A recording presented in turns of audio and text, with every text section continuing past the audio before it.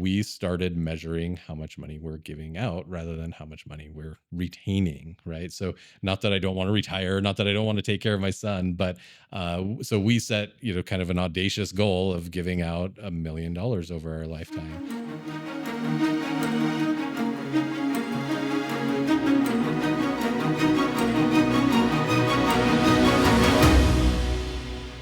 Welcome to Shaping the Basin. I'm here today with Billy Red. Thanks for joining us. Yeah, thanks for having me. Yeah, I think there's probably a lot of people that know you in this community from your work at the credit union and from your church Church. involvement.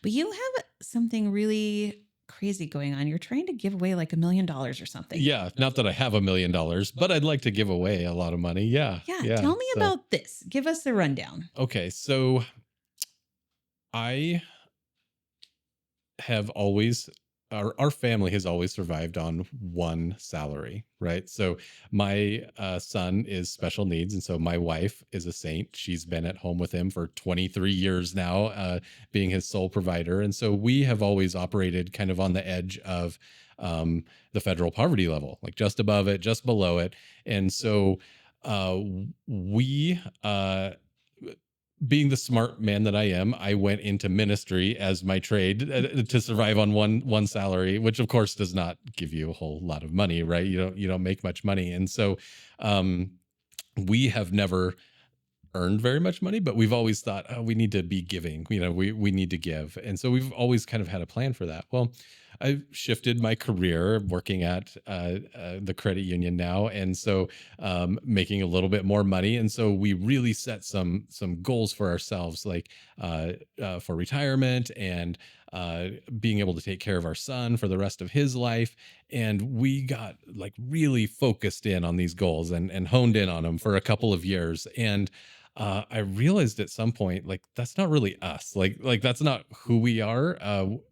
We we don't really want our goals to be that, like how much money are we making and how much money can we save and like hold on to. And so we realized that our goals needed to flip a little bit. And so we started measuring how much money we're giving out rather than how much money we're retaining, right? So not that I don't want to retire, not that I don't want to take care of my son, but so we set, kind of an audacious goal of giving out $1 million over our lifetime.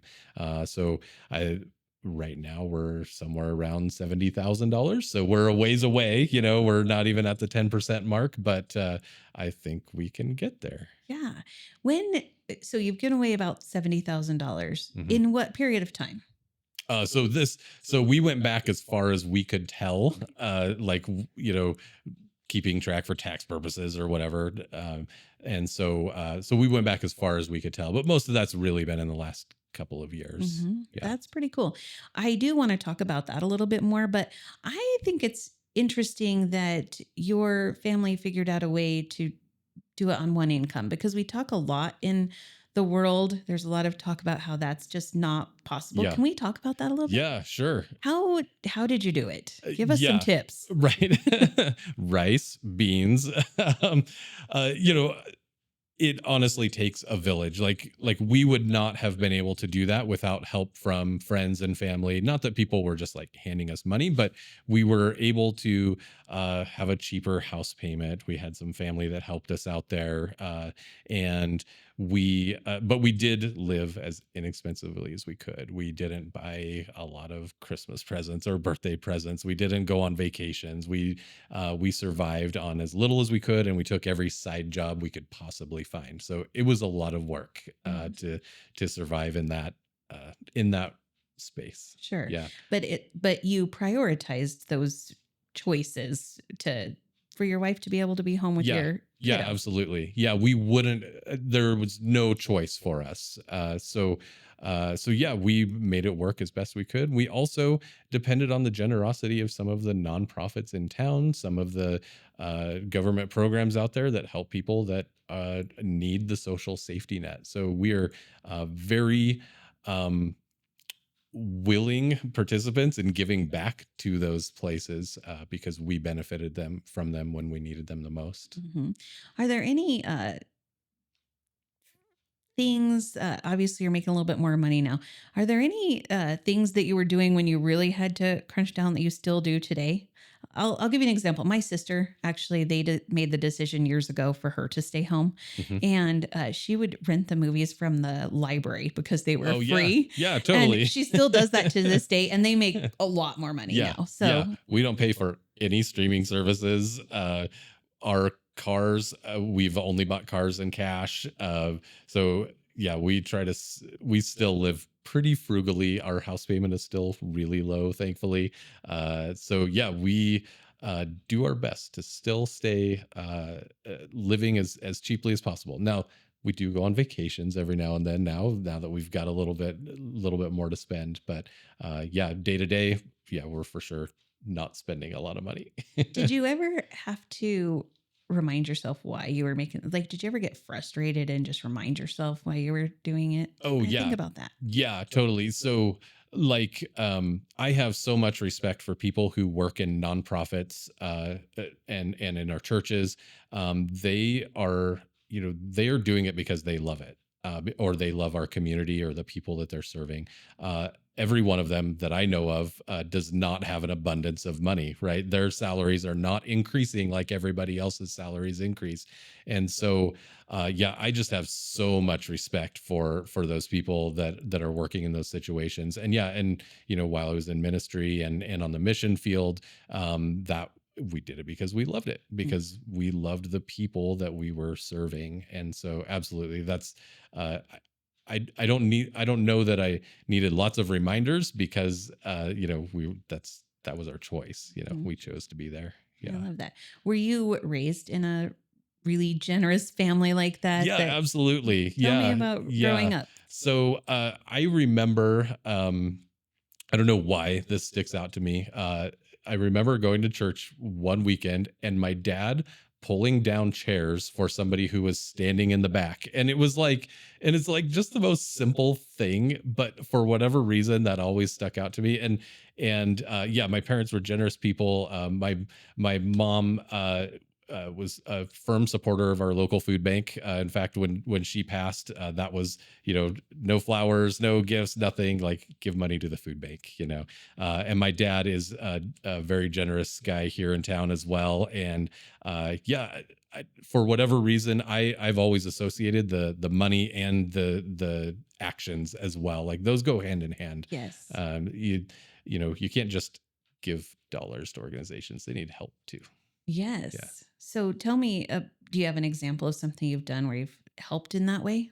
Yeah. So, gosh, I've in my entire career, I have worked with a lot of nonprofits, right? So, as a pastor, as a missionary, and then now I'm the director of development. So, I do the community development at our credit union, and so I get all the requests for sponsorships and donations and volunteers, and so I have worked with hundreds of nonprofits at the local, regional, national, international level. I've seen it all. I've seen organizations who, do amazing work on a shoestring budget. I've seen organizations who are criminally mismanaging their money with giant budgets. I've seen all of those things, and so I have been able to pick and choose who I work with, right? And there are some definite telltale signs of like the ones out there who are making the biggest impact. Here in town, I give lots of time to the Klamath and Lake Counties Food Bank, to the Klamath Family Warming Center. Those are the two that I really love. I think they Mhm. do a huge amount of work here in our community. That's great. What you mentioned, the telltale signs. Yeah. What are a couple of those? Sure, sure. So when I'm thinking about giving to organizations, I maybe make a list. If you were to ask me like who should I give to, I'd say, well, let's start with a list of who you think maybe you should be giving to, and I think about it maybe as a triangle: need and impact and connection. So a lot of people give to whoever's asking in the best way. Whoever's got the most charismatic person that's asking for dollars, that's who they're going to give to. And so I think about it in a little more structured way: the need, the impact, and your connection. So need, I would say, Heather, what do you think the biggest need is? What do you think? Where do you think your dollars are needed the most? Whether that's a local thing, whether it's a national thing, whether it's an international thing, what do you think? And this will come down to values, right? So your values are going to be different than mine, which is a good thing because we shouldn't all be giving to one organization. Right. But I would ask, what's the biggest and best use of your dollars? Where is it needed most? And then impact is the one that I think answers your question the most about the telltale signs. So I'm a firm believer in mission statements. So when I'm looking at an organization, I go find their mission statement and I ask myself, are they doing what they set out to do? And if they're not, then that's not the place you want to be giving dollars to. So if they are accomplishing their mission, they're already light years ahead of the game, right? They're probably a trustworthy one. But you think about their reputation in the community, the reputation amongst the people they serve is very important. Encountered organizations who have a good reputation in the community, and you go talk to the people they serve, and they go, I don't like that place. I hate that place. I don't want to deal with them. And that's a big red flag for me. If the people that they're serving aren't happy about the services they're receiving, then maybe that's not a great organization. So that, and then transparency, of course, is a big one when it comes to nonprofits. You want to, I love the nonprofits that put out their books for the world to see. I think in town we have the Friends of the Klamath Library. I was just looking at them because I was kind of checking out. They're the ones that do the Dolly Parton imagination thing where they get books for kids. And so I thought it was really cool that they are very transparent about every dollar that they receive and give out. It's on their website, publicly available. Oh, that's pretty cool. Yeah. Nice. Yeah. And then so the last part of the triangle would be connection. Are you connected to it? Startup nonprofits are very, very risky. Startup businesses fail all the time. Startup nonprofits fail at 10 times the rate than businesses do. So unless you have a direct connection to a new nonprofit, I would be very wary. It's a hotbed for scams and fraud, that kind of a thing. And they fail a lot. Yeah. That's the good advice. I have seen that out at the chamber over the years for sure. You mentioned your missionary work, being a pastor and that kind of thing. Is there a story that stands out to you that's like really hits you hard in the heart in one of those realms? Oh gosh, yeah. There's a lot. I love it when groups of people can help other groups of people. I really, really love it when a similar group of people is empowered to help another group of people. So like, you know, we've taken a lot of like short-term mission trips, and we've also lived on the mission field. And so there's like this certain amount of like feeling good about doing it, even though maybe we're not making the biggest impact, but it makes us feel really good, And so, but we are doing good when we're doing those things.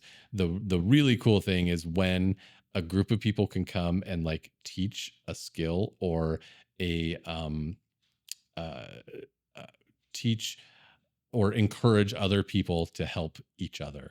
So that is what I think is the coolest thing. So I've seen it where we've gone into a village with a group of people, like on a short-term mission trip, and teach them some skills, like some life skills, and then that group is empowered to go and teach other groups, like other villages nearby them, those same exact skills. It's like ripple effect. Yes. What are some of the things you've taught? Oh gosh. So like how to brush your teeth. So like I'm talking about villages that are like way out in the country where they're just kind of disconnected, and of course living in poverty and all the challenges that come along with that, and not having running water, not having dependable power. So brushing your teeth, washing your hair, like to get the lice out, that kind of a thing. So those are some of them that we've taught. And of course, on the spiritual side, we teach very basic values that can help people kind of shift their mindset as well.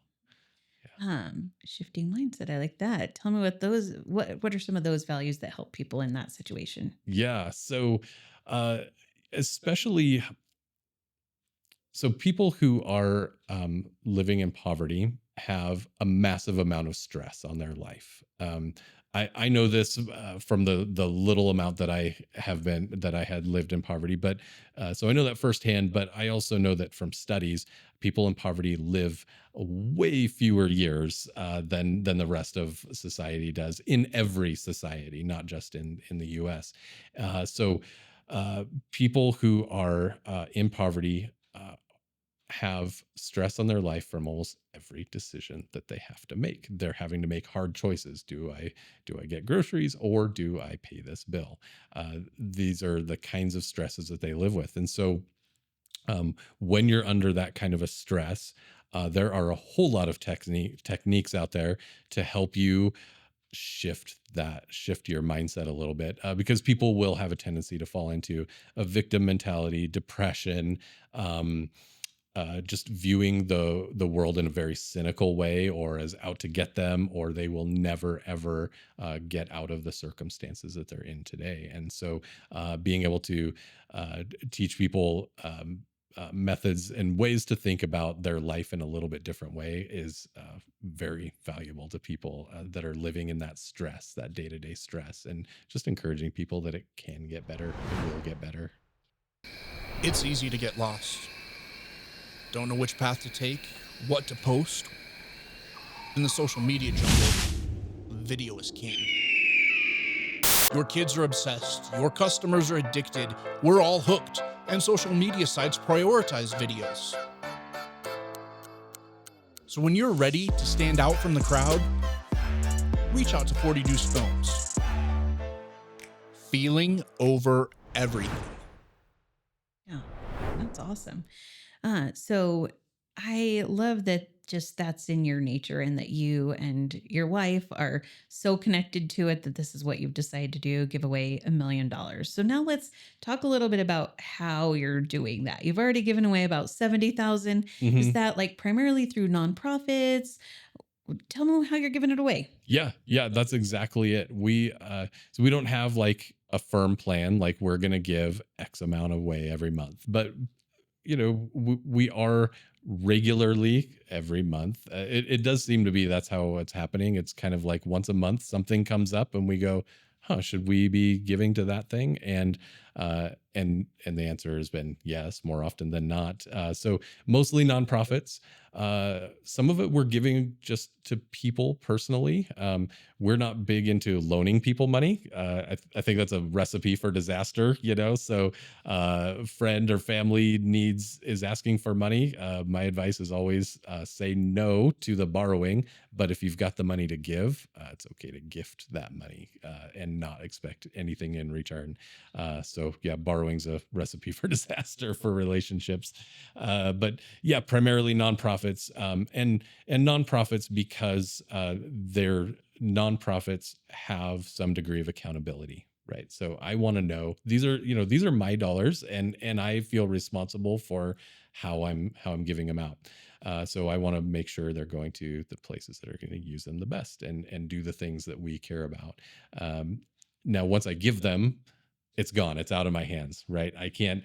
I'm not going to come back to an organization and go, I can't believe how you spent that money that I gave you. That's not a thing. Like once you give it, it's gone. Like that was a gift. There can't be strings tied to these gifts. Mm-hmm. Yeah.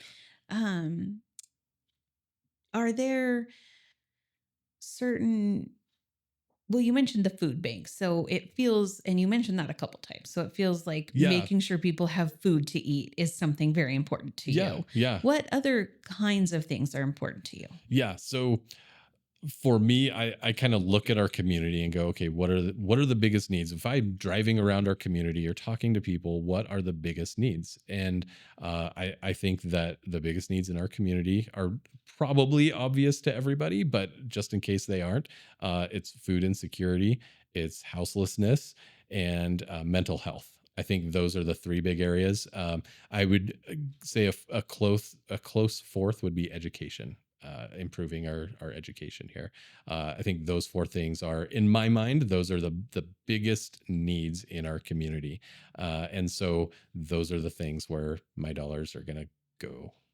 We talked about mental health a little Okay. bit, right? hmm You mentioned that as one of the third. And we've talked about houselessness on this podcast.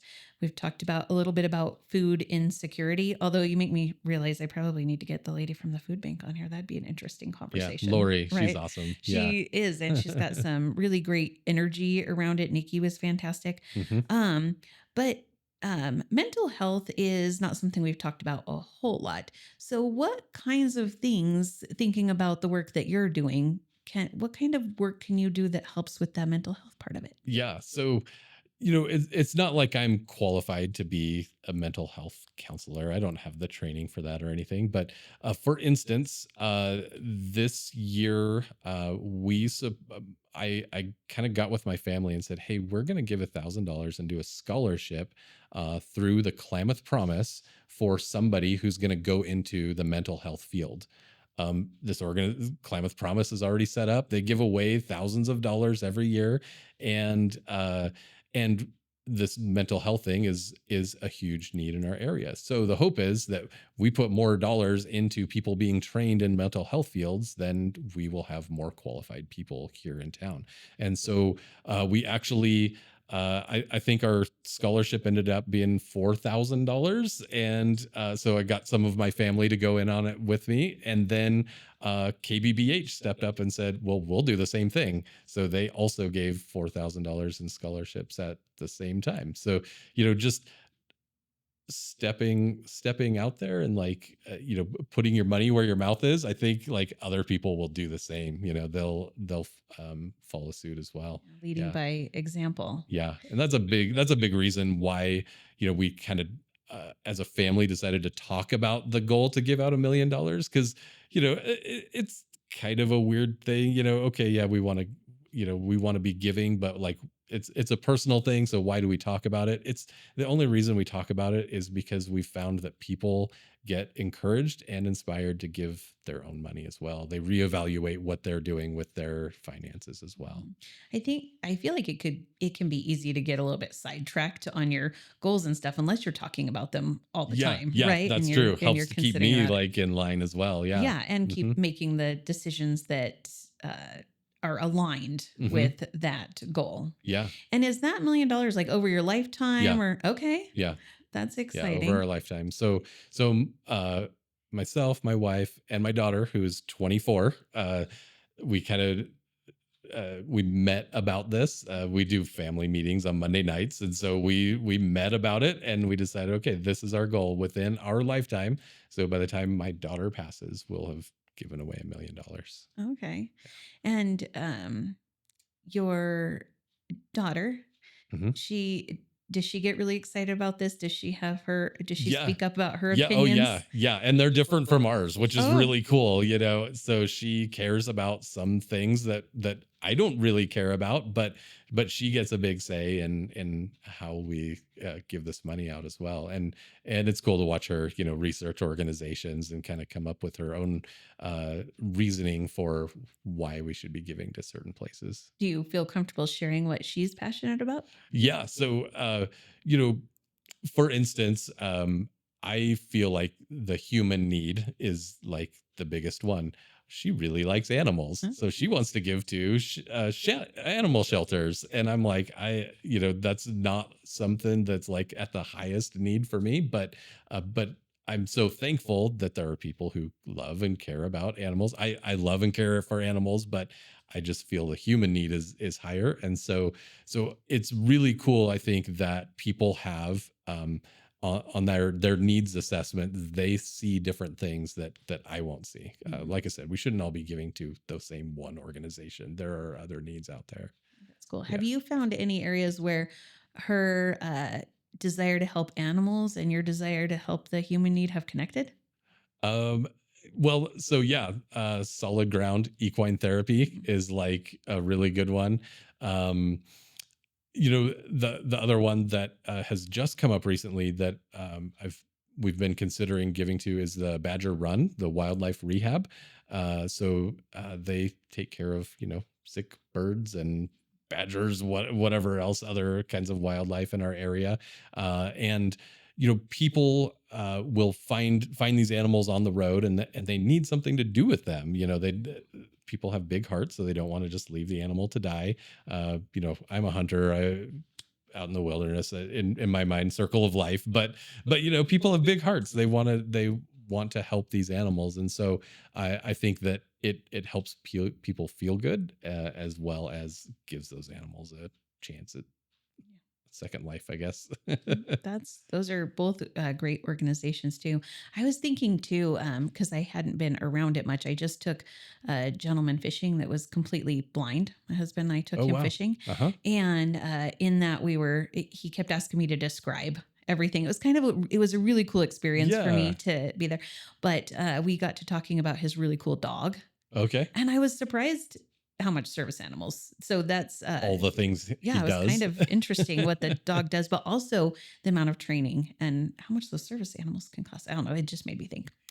So that's fascinating. Have you seen a snowball effect of more people in your circle Yeah, starting to yeah, give? absolutely. The more we talk about it, the more people will either jump up and go, "Oh, we'll help with that too," or they come up with their own things that we're not that just aren't on our radar. So yeah, we've like the scholarship thing I was talking about earlier, as well as like I made this.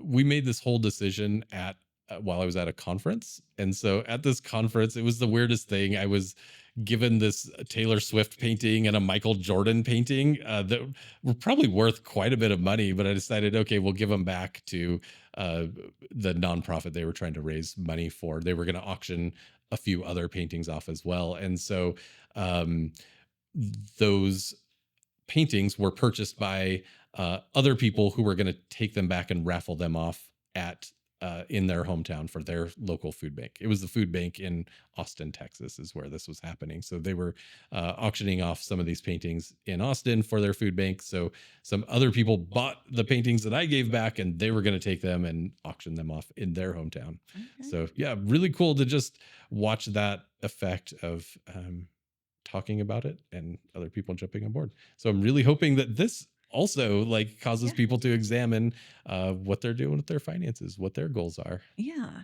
I think one thing I've wondered is if people hesitate because they aren't sure the amount they can donate is worth Yeah. it. What would you say about that? Yeah, how much do I give? Right? That's I hear that question a lot, and I know if people aren't asking it, they're thinking it. How much? What's the right amount? And that's a very personal question, of course.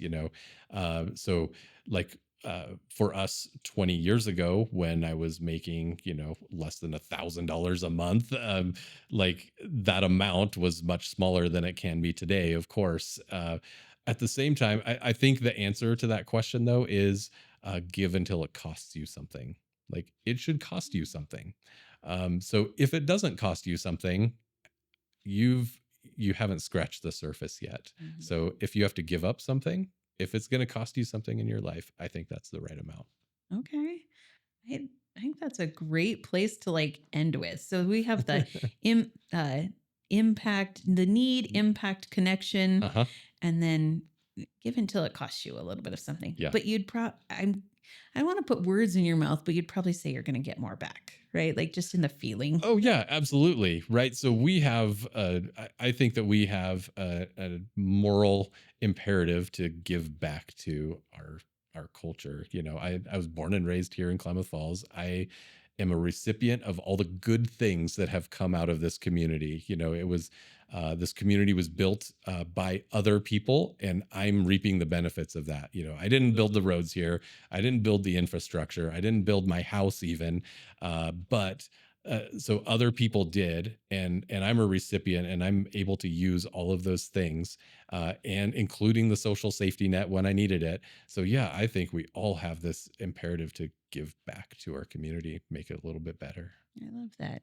Thank you for joining us today. Yeah. I have a couple of other questions. This will be a fun one for you. Okay. If I gave you $250,000 and asked you to make a difference by the end of the day, what would you do with it? Oh yeah, so I would give it away, of course. I'd probably go through my like little needs assessment to figure out like which organization. Off the top of my head, I would say the Klamath and Lake County's Food Bank. Okay. Yeah. Fantastic. Do you have a role model? Oh, role model. Yeah, John Wayne all day. Oh, but I don't think we've had John Wayne as an answer yet. Why John Wayne? So I have a tendency to overthink things, right? I kind of look at things from everybody's perspective, and John Wayne simplifies things, right? He knows right from wrong. So his persona, anyways, he knows right from wrong, and he doesn't have to think too hard about what decisions he's going to make. They're already made for him. If you ever watch a John Wayne movie, you know what choice he's going to make because he knows right from wrong and he goes with his gut. And sometimes I need to be reminded, like stop analyzing, like stop thinking it through from all these different perspectives. Like, you know right from wrong, just go with what you know is right. Okay, great. And if I asked you to plan your perfect day in Klamath County, what would you do? Oh, perfect day in Klamath County. Okay. Well, it for sure would include a couple of restaurants. I think Mazatlan. Try their molcajete. If you've never tried a molcajete, it's amazing. Hands down, the best one I've ever had in the world. I would definitely be on the water somewhere at some point. So maybe Wood River. I'd be hiking on a trail, maybe in Moore Park. Yeah, and maybe relaxing on a field in a park somewhere. For sure, hitting the woods a little bit too. But yeah, Klamath has so much to offer. There's so many different things that you can do. That's a really good question. Yeah, well, I like the answer. Those are all things that I like to do. I have not had the molcajete at Mazatlan, but it is one of my favorite dishes at a few other places in town. So I'll have to do it. Mazatlan, hands down, best We one should in like the go world. to all of them and eat all of them and rate and give our feedback. I think we should do that. I have You already. have? I'm telling you, you can skip it. Go Okay. to Mazatlan, their molcajete. All right. We're gonna head that way. Thank you for your time. Do you have anything else you'd like to add as a final word to our? Yeah, just, thank you for your generosity in our community. There's so many good people that give of their time, their energy. I don't know why sticking out in my head right now is Jody Casera at Me and Pia's. I just want to call her out especially and say thank you for all the amazing things that you do because she's a very good supporter of nonprofits and just our community in general. I'm not sure why she sticks out in particular today, but because there are so many people who give and support our community. Yeah, I think that's the hard thing. But Jody is, I run across things all the time where I'm like, I didn't know she was involved in that too. Yeah, right? she's everywhere. She is everywhere. Thank you for your time. I appreciate it. And thank you to our producer, 40 Deuce Films. I will put a link in the bio to all of the organizations that you commented about. So Perfect. Thank you. Awesome. Yeah.